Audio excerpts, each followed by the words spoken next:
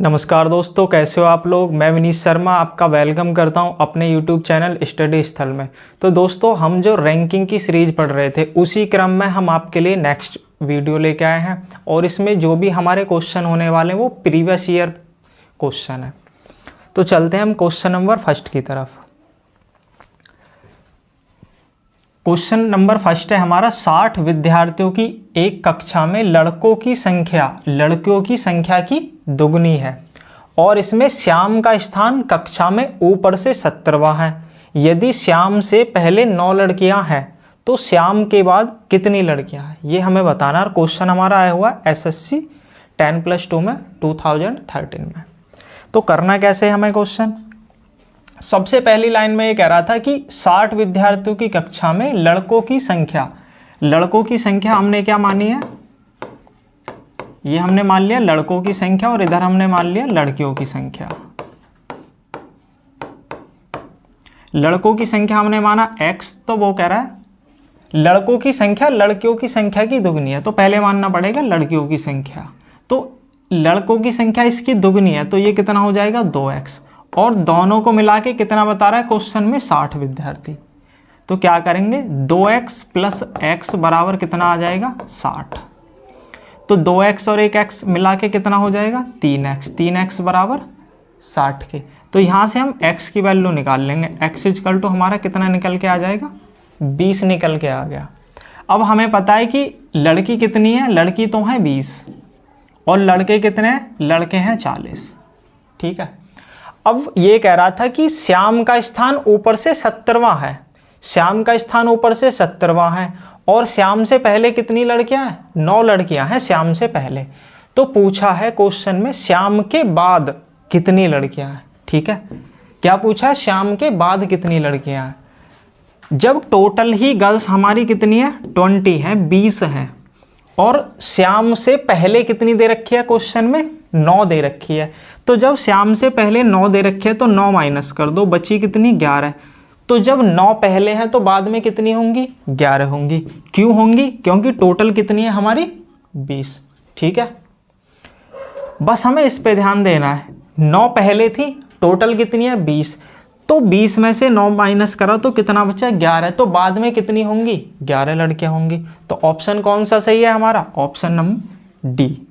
ठीक है, ऑप्शन है हमारा डी सही। कितना आंसर है 11।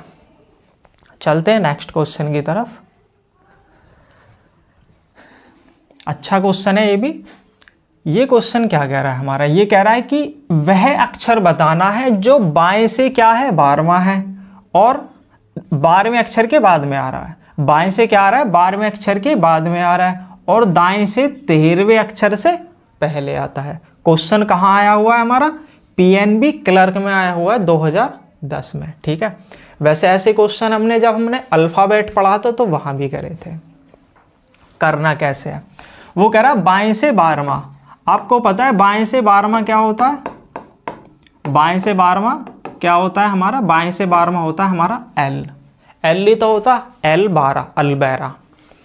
बाएं से 12 होता है हमारा L। तो वो कह रहा है कि 12वें अक्षर के बाद आ रहा है तो L के बाद में क्या आता है, तो L के बाद में आपको पता है क्या आता है, M आता है। तो हमारा आंसर क्या होगा, M आंसर होगा।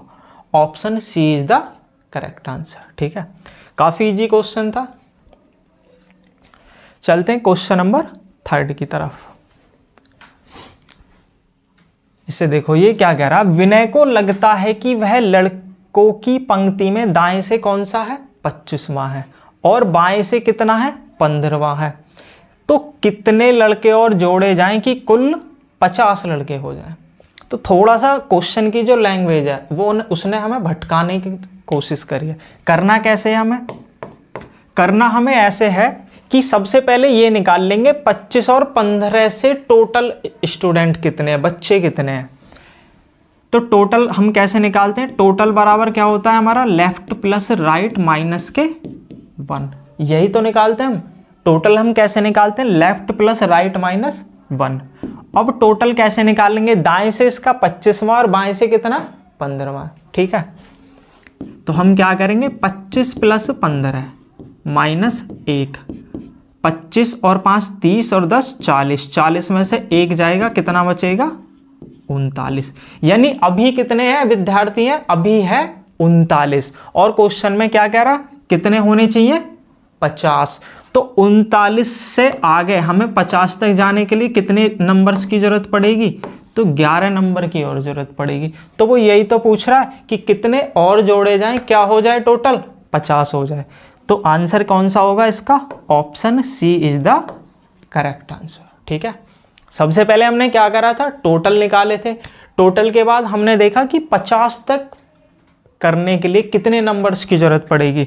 तो 39 से 50 तक जाने के लिए हमें जरूरत पड़ रही है 11 नंबर की। तो आंसर क्या हो जाएगा इसका, ऑप्शन सी 11। ठीक है, चलते हैं अगले क्वेश्चन की तरफ। ये देखो क्वेश्चन क्या है, ऐसे क्वेश्चन भी मैंने आपको पिछली क्लासेज में कराए थे, मैक्सिमम और मिनिमम कैसे निकालते हैं। वो पूछ रहा है संजय प्रारंभ से 12वें स्थान पर है और अशोक अंत से 25वें स्थान पर है। यदि 8 विद्यार्थी दोनों के बीच में है तो पंक्ति में कितने विद्यार्थी हैं। तो पूछ क्या रहा है, क्वेश्चन में हमसे पूछा टोटल पूछा है यहाँ से। तो आपको टोटल में भी क्या पूछा, मैक्सिमम पूछ रहा है। तो आप मैक्सिमम कैसे निकालोगे, मैक्सिमम निकालना बहुत आसान है, आपको बताया था मैंने पिछली क्लासेज में। क्या करना है, जो भी नंबर दिए हों उनको क्या कर दो, बस प्लस कर दो। 12 + 25 + 8 तो कितना हो जाएगा, 5 और 2 7, 2 और 1 3, 37 हो गया, प्लस 8 तो टोटल हो के कितना हो जाएगा 37 और 8 45। कितने स्टूडेंट हैं, कितने विद्यार्थी हैं 45। Option C is the correct answer. और क्वेश्चन आया कहाँ पर है हमारा, MPSI में पूछा हुआ है 2014 में। ठीक है, इजी था क्वेश्चन। अगले क्वेश्चन की तरफ चलते हैं भी। ये देखो बहुत अच्छा क्वेश्चन है।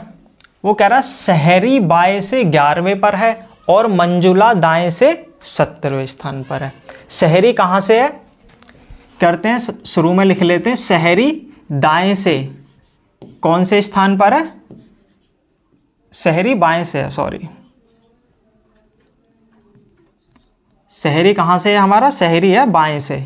शहरी बाएं से हमारा कौन से स्थान पर है, 11वें स्थान पर। ये लिख दिया 11वें स्थान पर।